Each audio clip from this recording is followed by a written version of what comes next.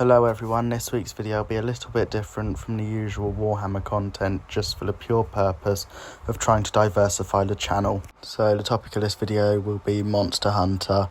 I don't know, for the pure prevalence of it's the main game I'm playing at the moment.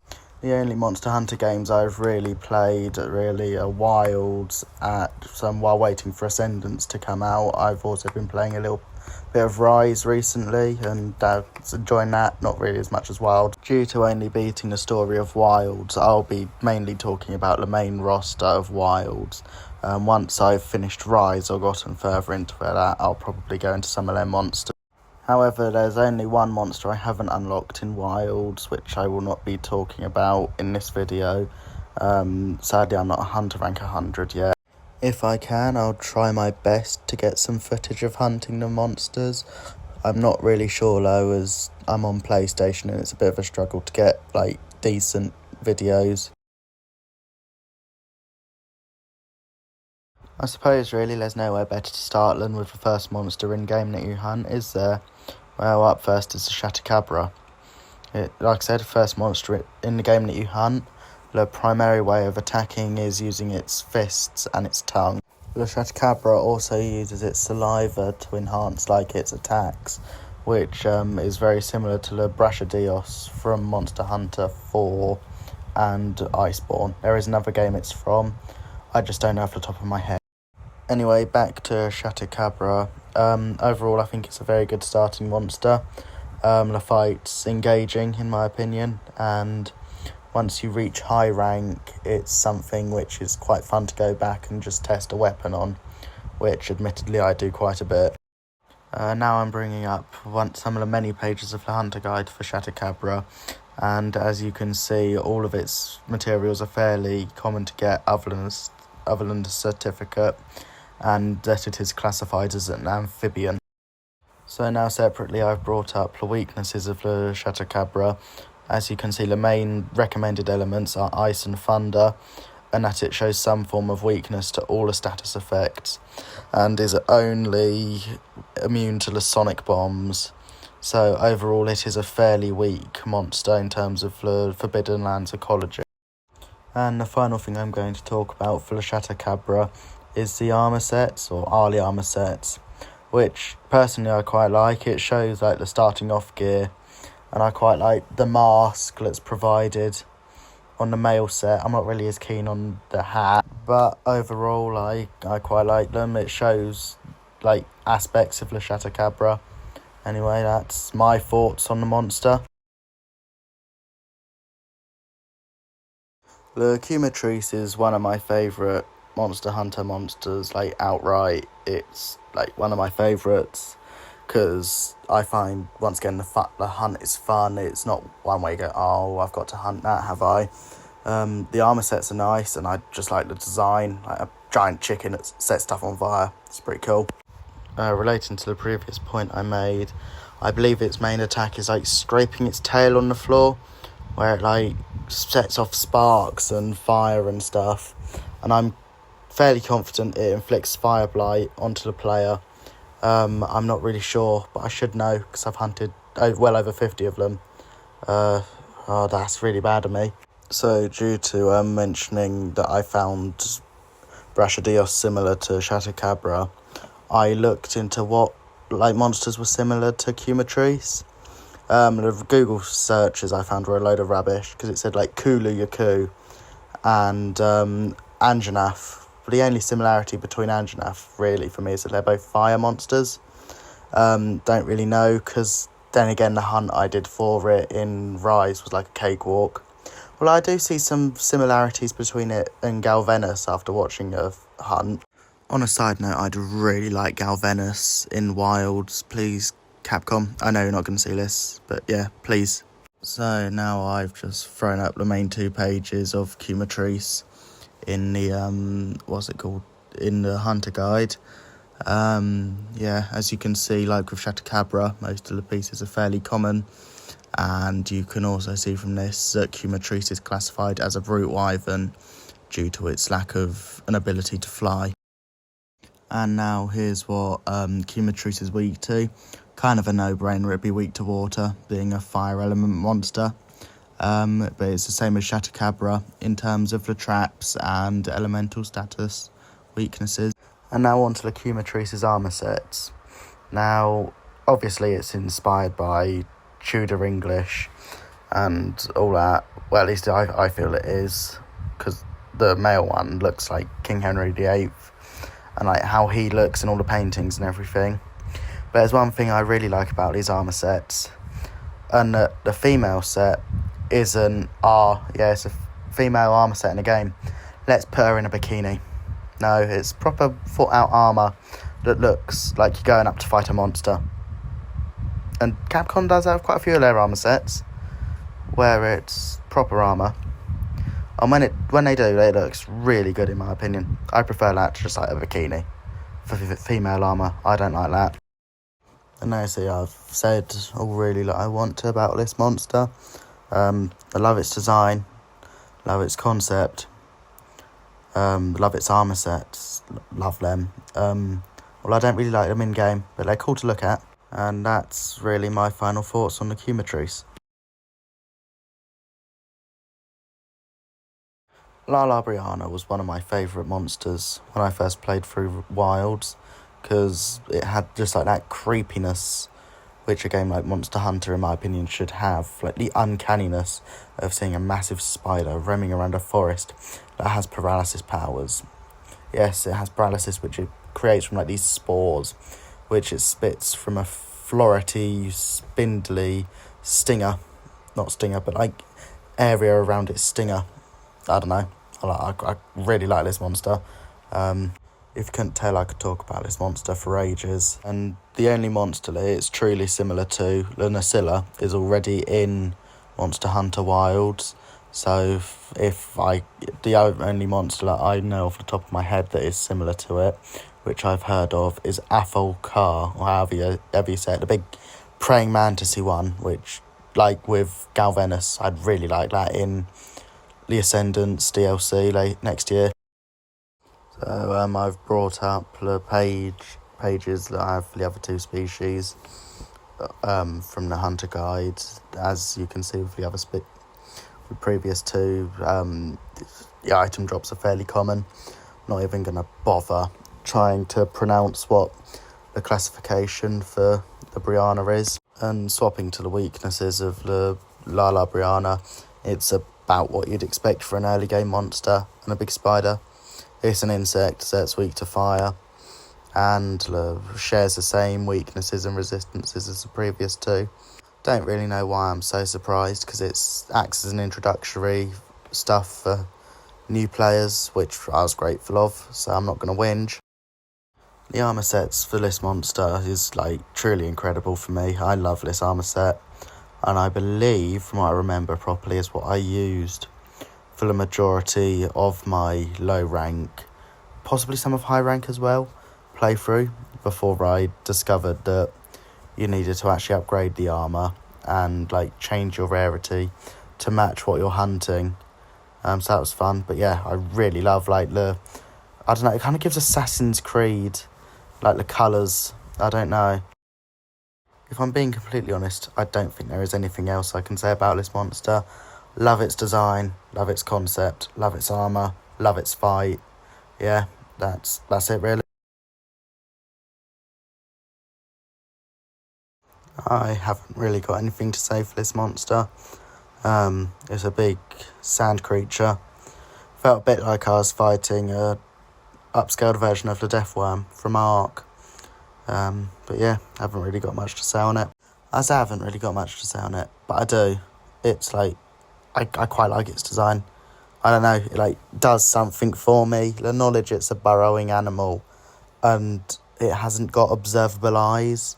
It's got like that one big maw which just consumes or like moves sand out of the way. I don't know. So I've been looking for about an hour now and I can't find like the drops page for Balhara and or Blahara, however you say it. And I'm just going to have to put the ecology page up. That's clearly how much this monster's like appreciated. Like I say, I've got mixed opinions on it, and that'll be made very true in a second. So I was able to find the weaknesses. As you can see, it's weak to all the effective stats, and the items are weak to it, or it's weak to. It's weak to thunder. I don't really know why, considering it's mainly like buried in the ground.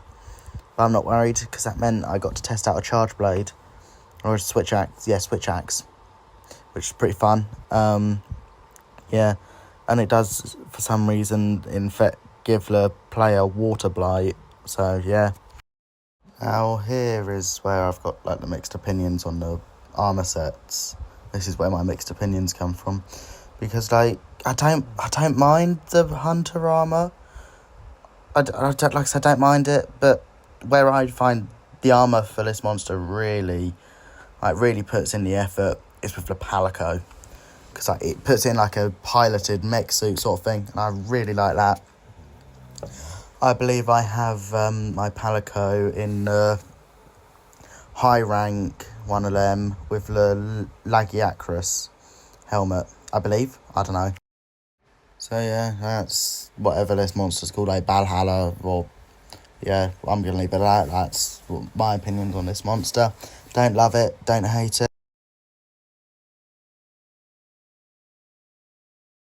The Shagama, it's alright. It's a face only a mother could love, isn't it? Like, it's an ugly thing.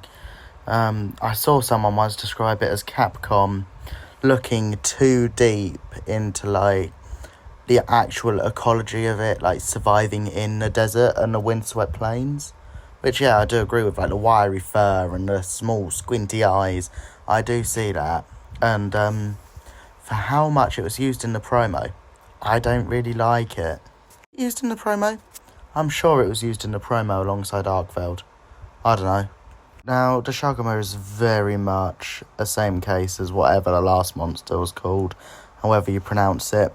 It's like one I like, but I don't like, but I don't know. I still couldn't find like the hunter guide, which gives what materials it drops.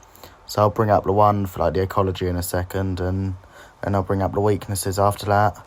There we go, here's the ecology page. Although it says it spawns in Wyveria, I don't actually think I've seen a normal Deshagma actually spawn in Wyveria. I'm sure I've just seen the Guardian ones. I'm sure I haven't seen any. Here's like the weaknesses. So you can see that it's all the status effects, they work against it. Because they tend to work against most monsters, aside from like the Guardians. Sonic Bomb, that's like a given. They're kind of useless, really. And then fire and thunder elements. I believe most of the game's weak to those two, so it's a bit of a no-brainer. Anyway, my final thoughts on Doshiguma. Don't love it, don't hate it. It's kind of like I tolerate it. Before I move on to the next monster, I've just realised that I've actually been saying it Galvenus instead of Glavenus. So I'm just going to quickly amend that and realise it and take acceptance that it's actually Glavenus. The Rompopolo is the first monster you fight in the Oil Well Basin, and overall I quite like this monster. Its design is fairly cohesive throughout the monster in itself, its weapons and its armour set. I think really there's not much that you can't love about this monster. A big plague doctor themed brute wyvern that just spits poison at you and causes tremors underground with like the stinger on the end of its tail. I don't know. It's another one that I just like irrationally. And there is like materials that you can get from the Rompolumpo or Rompopolo, however you say it, and the lore.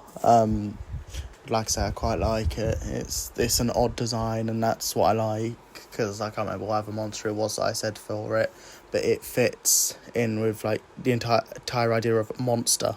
The Rompolompo is what it's weak to. Same as the majority of the other like starting monsters per locale, and like nearly every other monster in the basin, it's weak to water blight, weapons and attacks. Here we have the Rompolompo armour. it's what I brought up earlier. It has the theme of like medical protection or proposed medical protection in Plague with Dr. Mask, and then like the face mask on the female armour set. I don't know, I really quite like this armour set, yeah. So yeah, that's my thoughts of, well, not really thoughts, is it? But, I don't know. That's my opinions of the Rompolompo. For one of the first few fights I actually enjoyed after, is it Utduna, the water one? I believe so, yeah, after that one. Because it was all a bit of a struggle at that stage for me, but yeah, one of the few I enjoyed in the basin. The Nasilla is the first monster that you encounter in the Ice Shard Cliffs, and I don't like it. It's like, I don't know, I don't like it. Might be the fact it's a big spider and it actually looks like a spider that could harm you, unlike Lala Brianna.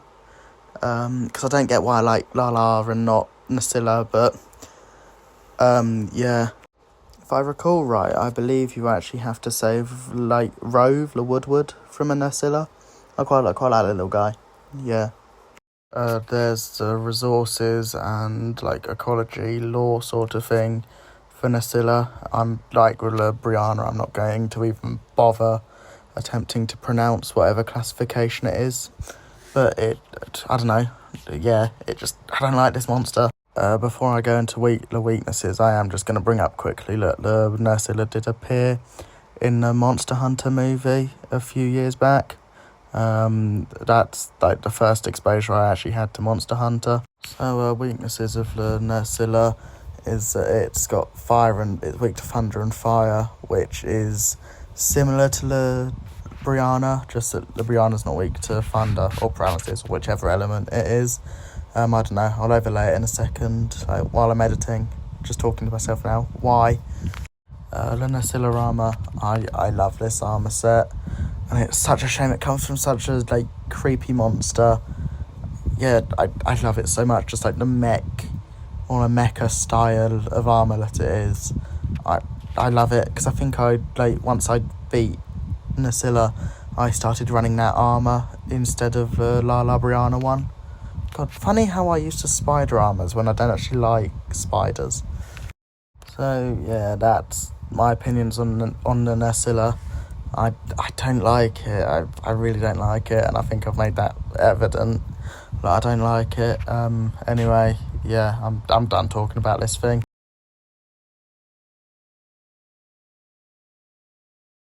The Hirabami is another monster from the Ice Shard Cliffs, which I don't know. It's pretty much, for me, it's the Ice Shard Cliffs version of the Cumatrice, where you just go and hunt one if you need some quick hunter rank XP.